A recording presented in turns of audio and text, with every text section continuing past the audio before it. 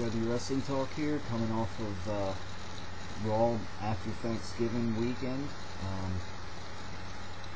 Rather mediocre episode of Raw, I'd say, and mediocre episode of SmackDown.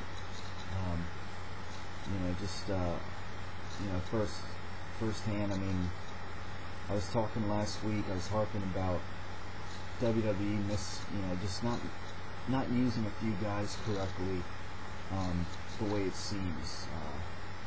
Talking about guys like The Miz and Wade Barrett specifically, coming off of Survivor Series and the direction it seems they are going with those guys. I said see how it plays out, next week. And essentially what we had was, on SmackDown with The Miz, we had a rather pointless Miz TV segment. Of course, the commentators play up as, it's the most interesting Miz TV segment yet, and when really it's just, WWE trying to get, it's seemingly trying to be too hard to be funny, and in the end just, really doing something without much else at the purpose than, we're going to have seen on SmackDown tonight, let's do this. That segment was just, with the Dolph Ziggler and John Cena feud, before I get on to this segment in particular, these segments, these promos are seemingly getting very redundant. It seems like each week on Raw we have the same thing with these promos, and this week was not too much different. You had this, the same old, goofing around with Cena and Vicky, where eventually AJ comes out and does her whole spiel, and Dolph Ziggler comes out. And it's been the same old the past few weeks, and this Miz TV segment, not too much different, other than they have the Miz asking these questions, and that's all he did on the show of SmackDown. And he wasn't, he wasn't on Raw this past Monday. And we had another segment with John Cena and Dolph Ziggler that all don't seem very different to me, and it's really just filling time fairly rather unsuccessfully, I think. It's just the same old goofing around, the same old jokes, and I think this feud would be much better off without all this whole AJ and Vicky Guerrero whole, this whole thing that's going on with them, and it's really a distraction from what could be a better storyline if they focus more on the wrestling, because they had a good decent match on Raw this past week. Cena was Cena as always, but Dolph Ziggler looked pretty good. He was, the way he countered the attitude adjustment, and just his athleticism really shines in the ring.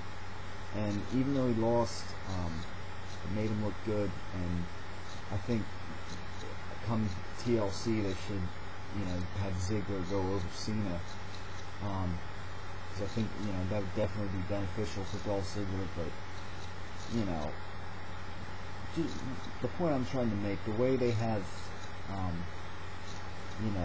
all Miz do this past week is do that a rather pointless segment of Miz TV that ends rather awkwardly and abruptly after Cena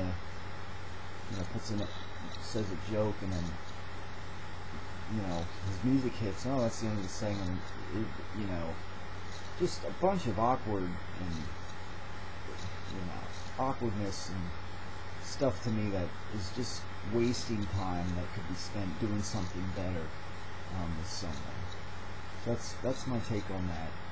So they're misusing the Miz, certainly, and then the whole. I was also talking about Wade Barrett.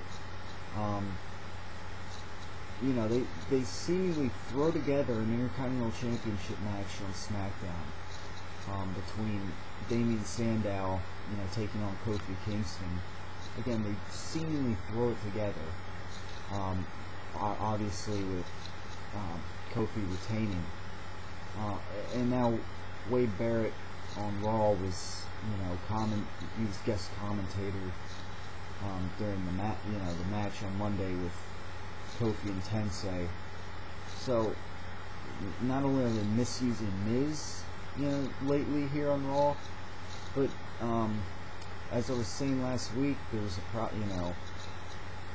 it appeared they were going to put Wade Barrett going after the Intercontinental Championship, and I think now that appears to be inevitable, that he's going to face Kofi Kingston for the Intercontinental Championship.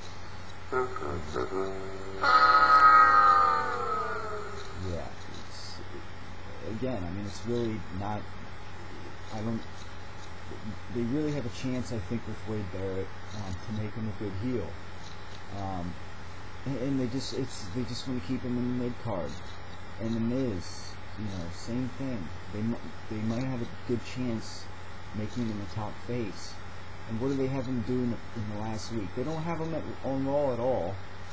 And then they have him do this silly Miz TV segment with Cena that, to me, maybe it made other people laugh, but to me it went over like a fart in church. So I don't know what they were thinking there.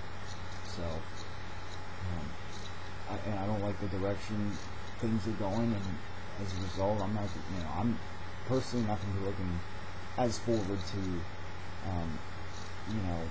what they're doing with these guys unless they start doing something good with them.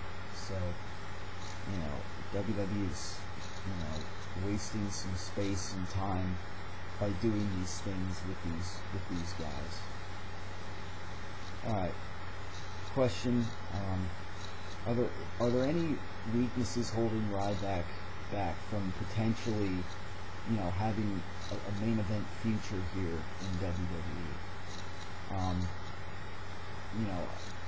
I don't really think so at this moment.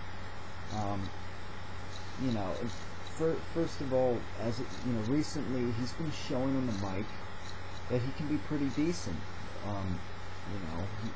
He plays his role pretty well, and I think he was pretty good this past week on Raw, with the segment with Vicky Guerrero, and I thought that was some pretty good stuff from Ryback, and I'm interested in seeing him do more in the future. I don't think he's too bad on the mic. His voice sounds a little raspy, but that's part of who he is. The clarity isn't always a huge deal, as long as he has the intensity there that he has, and it's pretty good. I think coming from Ryback,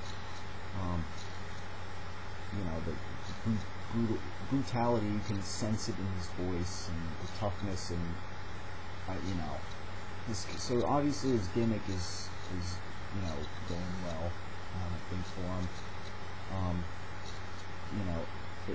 It seems like the Goldberg chants are not as what they once were around Ryback, which is a good thing.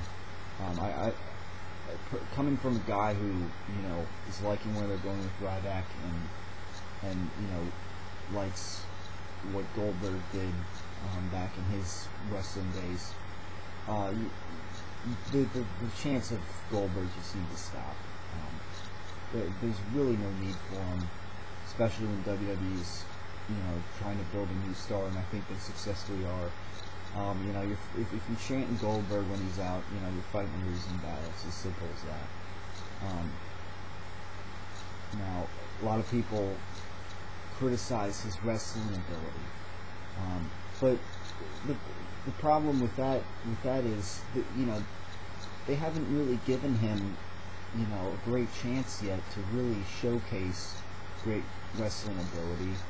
You know, I mean, to me, he hasn't shown anything, you know, that leads me to believe he can't wrestle at all. It's just, again, WWE, you know, they had him in a Hell in a Cell match with CM Punk with you know, a fluke ending that cut the match short. But I mean, that was a Hell in a Cell match. I think Ryback did a good job there. I mean, you know, you're fighting in the cell, you're going to be using weapons, or you're going to be using the cage as a weapon. And it's going to be more of a brawl, and, you know, that suited Ryback a little more. And, you know, triple threat match, you know, we know what happened there. So, you know, I think Ryback does a decent job, but then, again, they set him up against, you know, the formulas of his normal matches on Raw. They have him, you know, basically squash people, or, you know, that's WWE's doing there. That's not, you know, Ryback especially, you know. You know, he's not exactly doing, you know, wrestling like, say, Cena is in the ring, where he does the same moves in the same order every match, and that might be all he does, or all he attempts half the time.